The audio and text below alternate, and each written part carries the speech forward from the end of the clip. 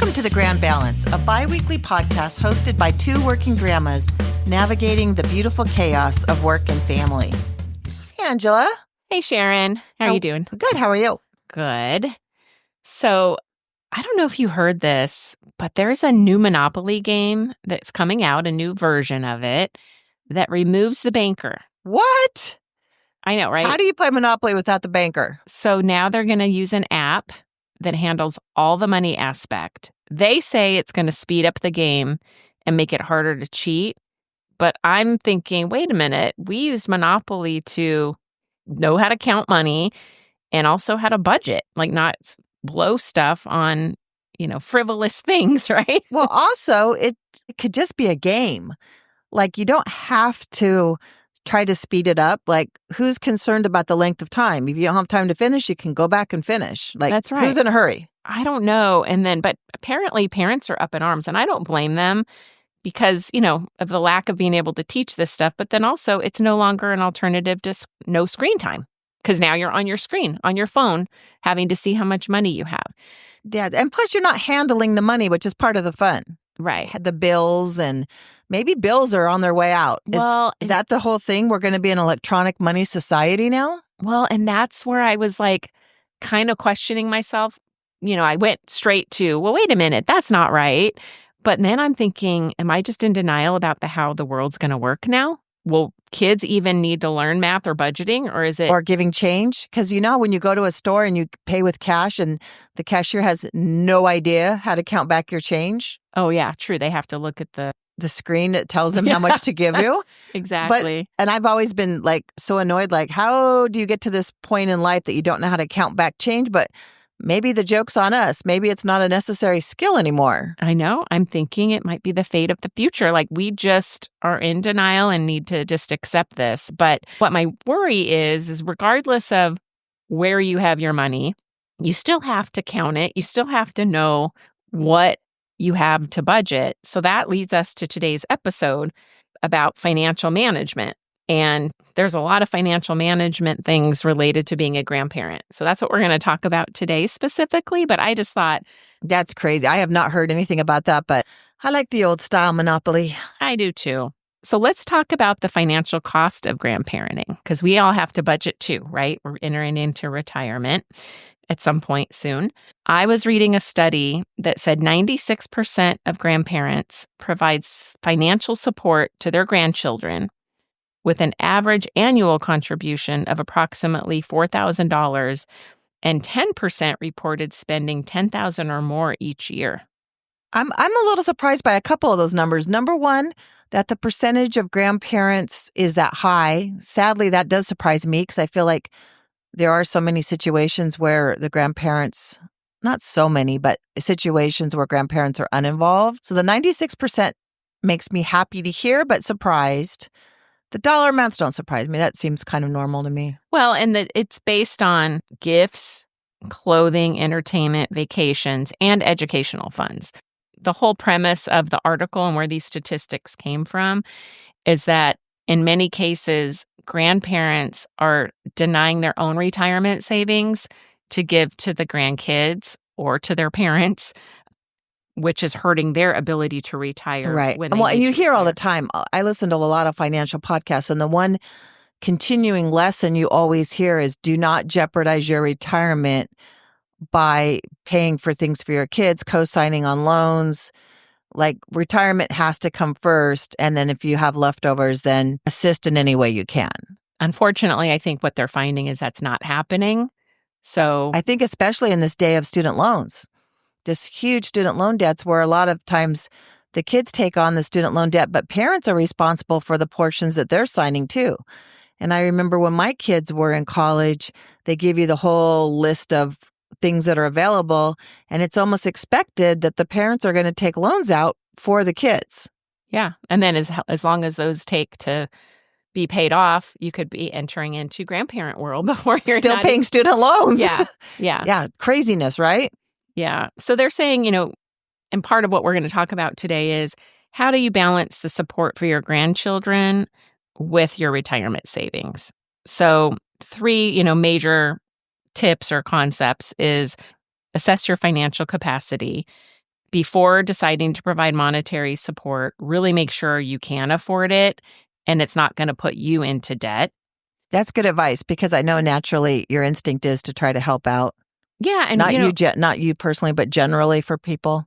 right. I mean, and we talked about one of my goals for the year was I need to save more.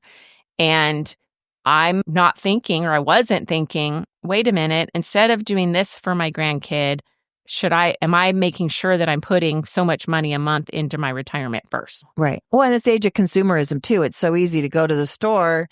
Oh, yeah, you're going to feel it with the little granddaughter because I can tell you granddaughter stuff is so tempting compared to grandson stuff. But just, here and there, some toys, some clothes, it adds up when you do it regularly. Yeah, it does. So are you doing great things for your grandkids, but then forgetting at the end of the month, oh, shoot, I didn't have enough money at the end to save. So that's one thing, making sure you take the time to assess your financial capacity and maybe making a budget, right? Right. I was going to say budgeting kind of does solve that because then you know exactly where your money's going and how much you need. Yeah.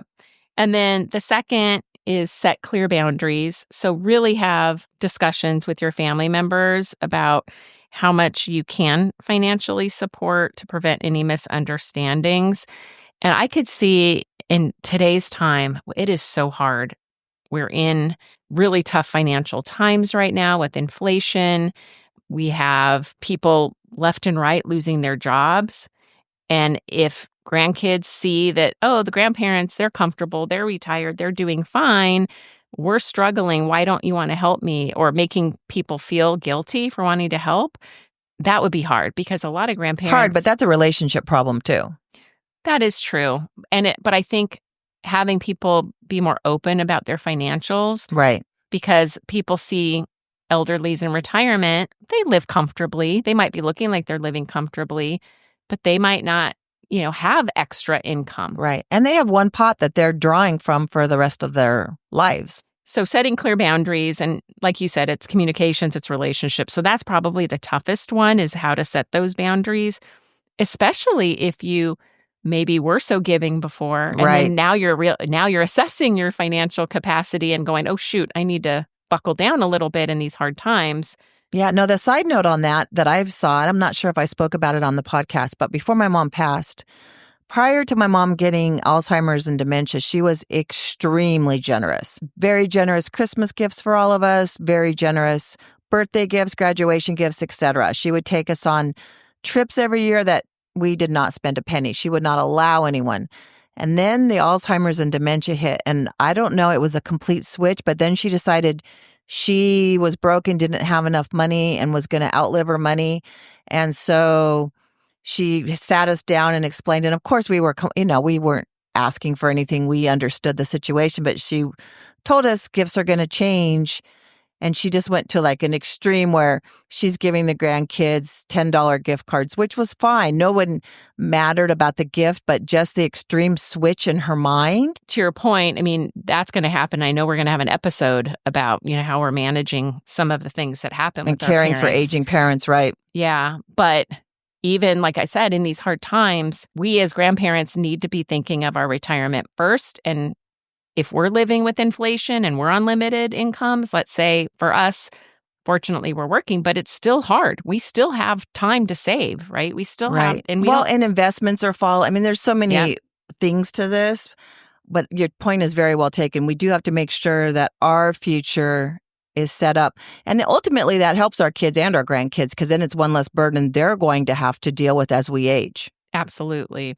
So assess financial capacity first, making sure you have enough to give without putting yourself into debt, setting clear boundaries, have those open dialogues if you can to prevent misunderstandings when situations change. And then lastly, and probably most important, prioritize for your retirement savings. So all good tips. Yeah, all good tips. A lot of this, as you had mentioned, is budgeting. This is where grandparents, maybe if they don't give money, give gifts or things like that, maybe there's financial lessons that we can pass down to our grandkids about money. Did you have anybody really walking you through how to save and, how to budget your money?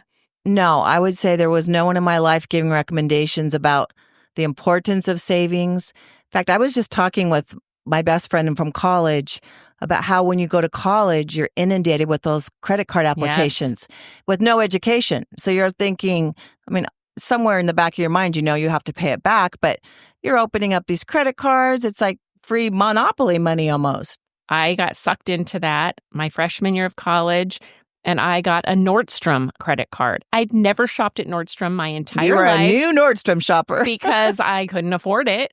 But all of a sudden, to your point, it's like free money. And I hid that from my family because it was shameful. It wasn't a big limit, right? But I ended up paying all of it in interest every month until finally I paid it off. Right. And there's no one telling you need to be doing whatever you can to pay off credit cards every single month. Right. So, yeah, I had no financial education. Everything was kind of on the fly. Yeah, they do have now, I know, and I think it starts next year, that they are going to require a class in high school before you go to college. Yeah. That's awesome. It's like how health is a requirement. Right. Or home ec was. We had to learn how to sew culottes and yeah. So before you can graduate, you have to take this financial management class. No, that's awesome. Which will be good. Right. I remember growing up, one, my grandmother was quite thrifty, which I saw from her how she did things. She was so fashionable, but she never bought anything full price. She would always go to like the bargain racks at Macy's or clearance or whatever. She would keep things forever, so she'd always mix and match her styles. She always would cook leftovers. I mean, there were so many things that I watched her manage her money, and she was able, as she worked in a bakery, and then she was able to invest because she saved so well. She was able to invest and build apartments behind her, and now that's how she became like a little real estate mogul. Wow, that's awesome. My grandparents were definitely from the age of the Depression. Did your grandparents like save aluminum foil and? Oh yeah, they would. That's the same. It's like they would save wrapping paper, they would save aluminum foil, baggies. Everything was reused. Yeah, anytime if you donate money, you get stuff like they'll give you free cards or like little happy birthday cards, right, or things like that. We always got those kind of cards from my grandma. Yes, that's so funny because I hadn't thought about that in, I'm going to say 40 or 50 years since we got those little cards. Yeah. Back in the day, too, people are going to be like, oh my gosh, you guys are old. We are. But my grandpa used to open up bank accounts. And so he would go and open up a bank account and they'd give you a coffee maker or an iron. So then he would go to the next bank. So he would always get all these free gifts from all the banks. And clearly that's nothing they do now. It's so funny to think back on. Yeah, that is funny. My dad, I remember, so when I was younger, I started in the restaurant business. So I had cash. I was getting paid mainly in cash from tips. Tips, right. And my checks were very small. But my dad sat me down. I wasn't saving. So he says, look, you're on your own now. You're going to have to learn to do this. So he put out envelopes and he said, okay, write down, this is car. This is rent. This is food. And he said, and you have to save this much money every month to pay it. So every night I need you to put money in each one of these envelopes. And it really helped me balance my budget and make sure I didn't go into debt. And then as I got older and started getting regular paychecks, I now, you can set up different accounts where your money's going to be direct deposited. So now I have a vacation and Christmas fund account.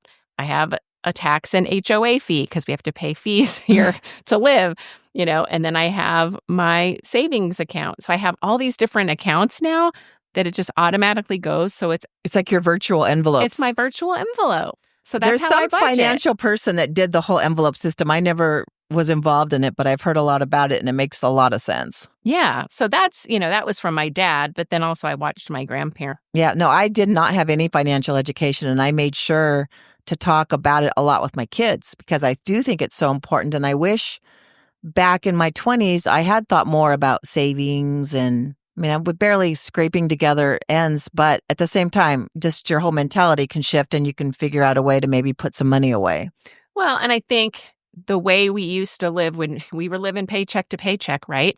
When you and I were doing that, there was no Starbucks. There was no Amazon or anything like that. So I feel like it was easier for us not to spend because there wasn't as many things out there to spend money on. But then also you weren't enticed from all of these true. things. Now, my biggest decision was a 6-pack of Diet Coke or buying a Cosmo magazine for the week. So Yeah, that at was the your little checkout, splurge. yeah, Right. that was about as big tempting as it got, because the same thing, like you're saying, you're not swiping everywhere, you're not ordering on apps, you're not door dashing, you're not ordering on Amazon. Yeah.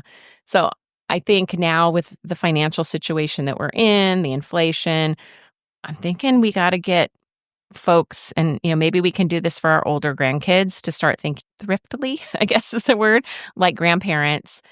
But let me tell you a funny story. So I was looking up, like, what are some of the things that grandparents used to do to save money? And Besides reuse their aluminum foil. besides that, which that was my very back in mother-in-law, the day. who's 95, still saves all of her Ziplocs. So we reuse Ziplocs all the time. There was an article about thrifty grandparents.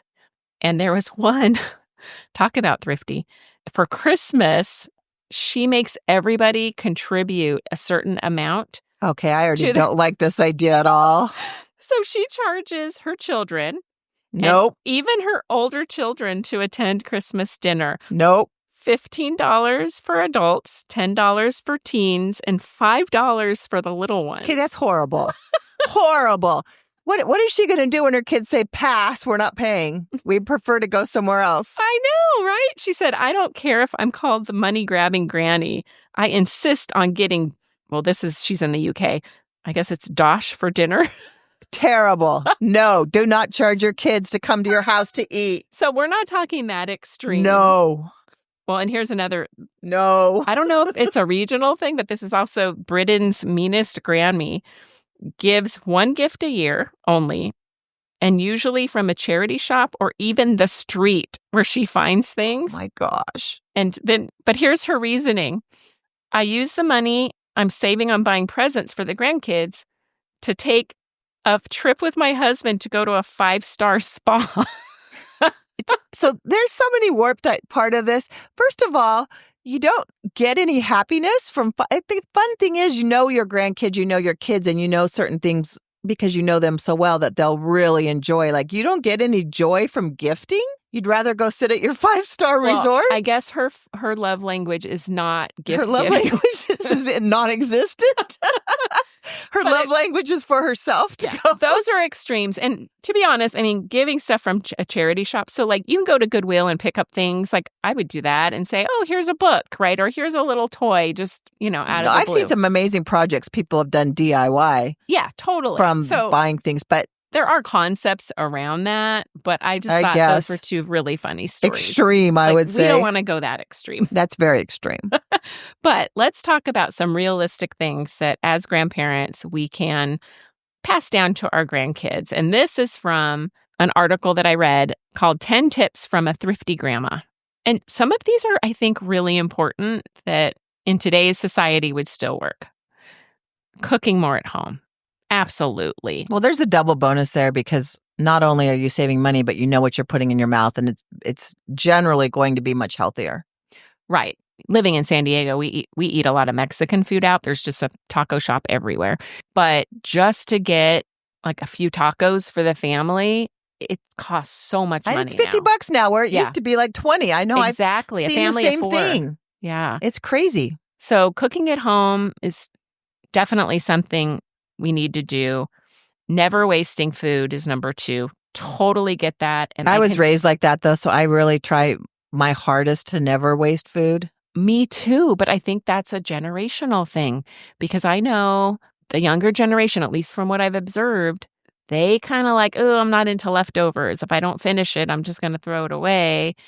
I'm hoping that's not the case, but I was going to say, my daughter and son-in-law are the opposite. They're really good about finishing up food. My kids too. I'm thinking more the younger, like the teens. Oh, even and younger. Stuff like that. Yeah. Like, how can we pass it on to them? Anyway, definitely cook at home and don't waste the food. Even if you do take out and you eat half the burrito, save the other half for the next That's day. my favorite thing.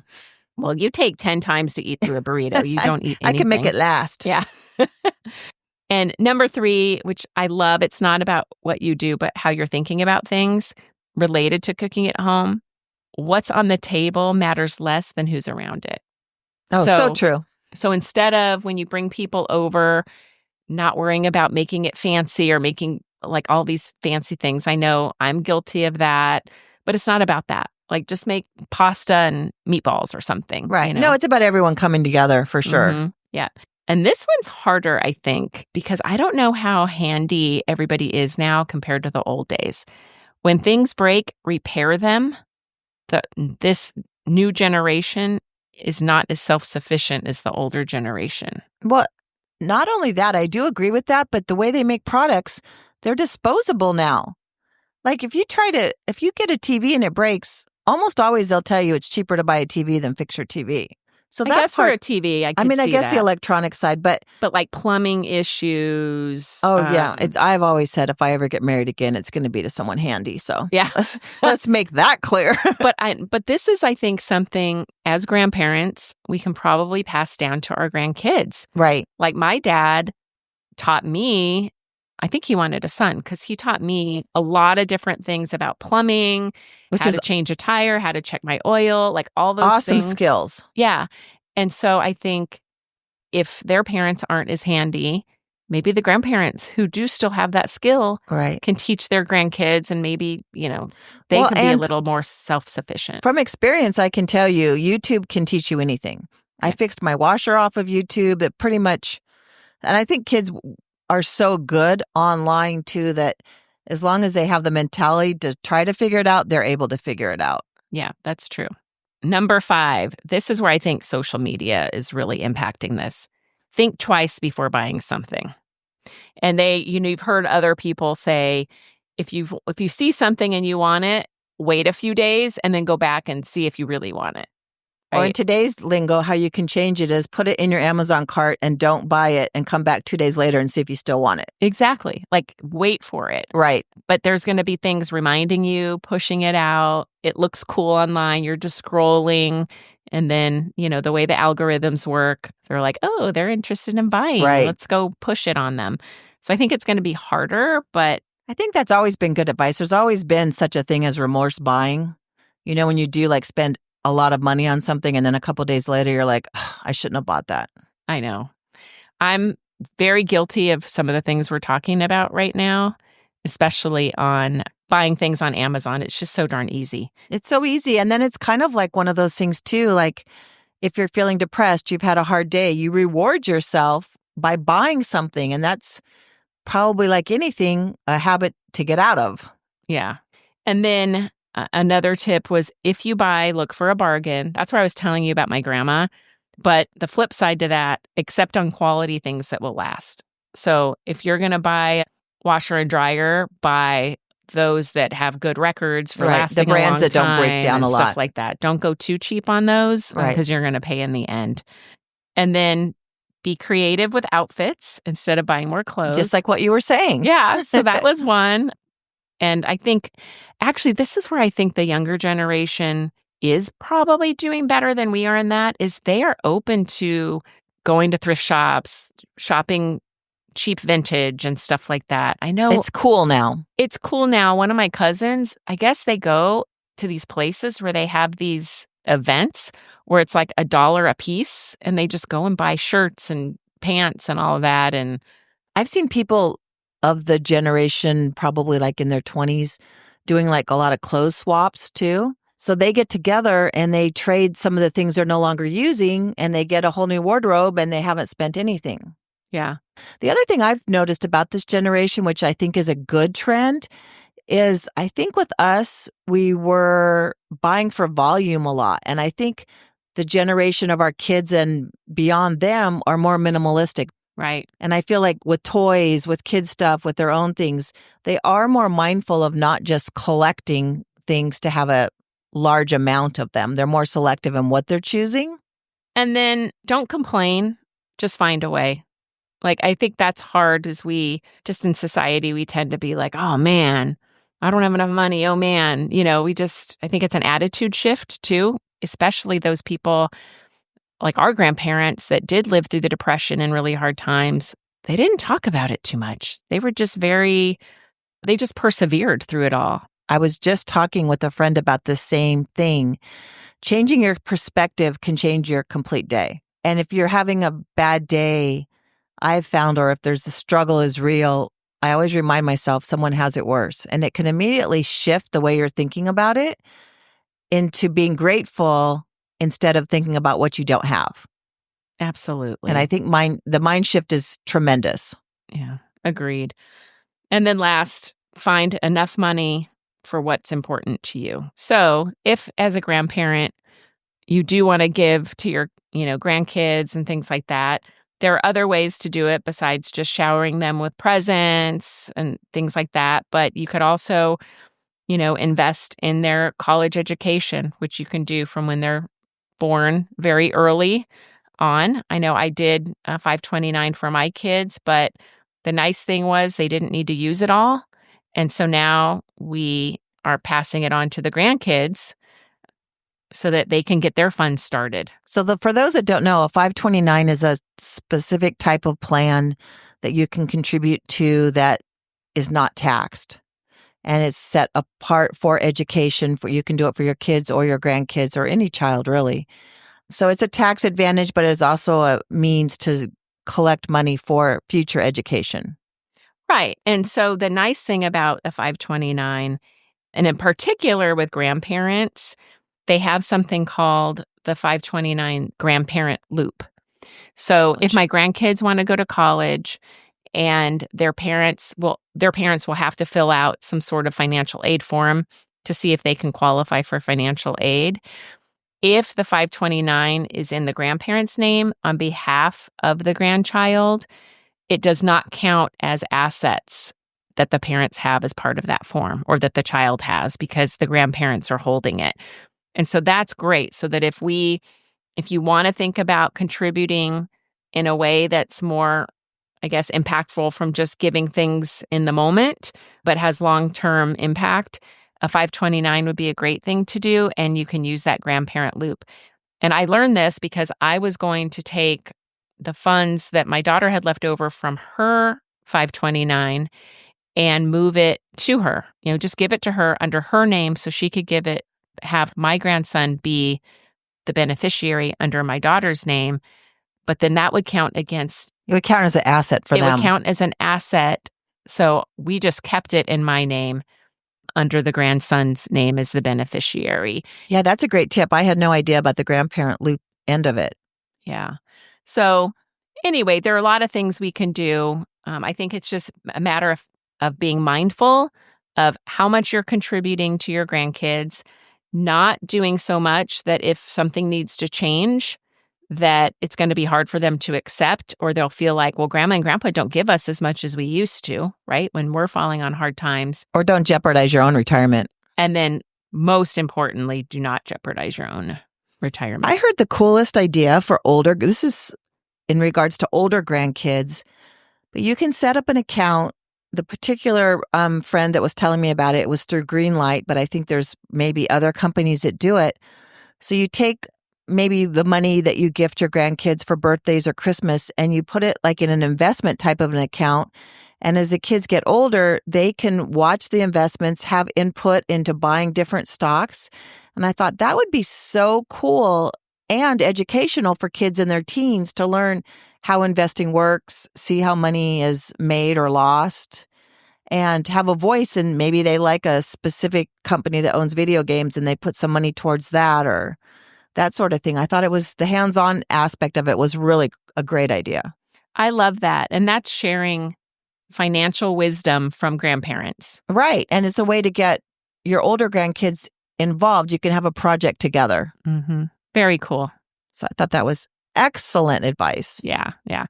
So anyway, that wraps up today's financial episode for grandparents. Take care of yourselves, take care of your retirement first, and try not to be the Scrooge grandma if you can, right? But hey, if you have to, whatever works, I guess. You got to do it, right? If your retirement suffering, you may have to do it and find other ways to contribute to, being that great grandparent that you are. And thanks for listening, everyone. We really appreciate it. Okay. Have a great day. Bye. Bye-bye.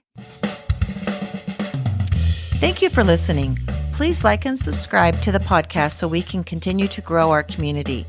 Also follow us on Instagram at Working Grandmas Podcast, on Facebook at The Grand Balance, a Working Grandmas Podcast, and join our LinkedIn group, Working Grandmas. You can also email us at info@workinggrandmas.com or message us through any of our social media platforms.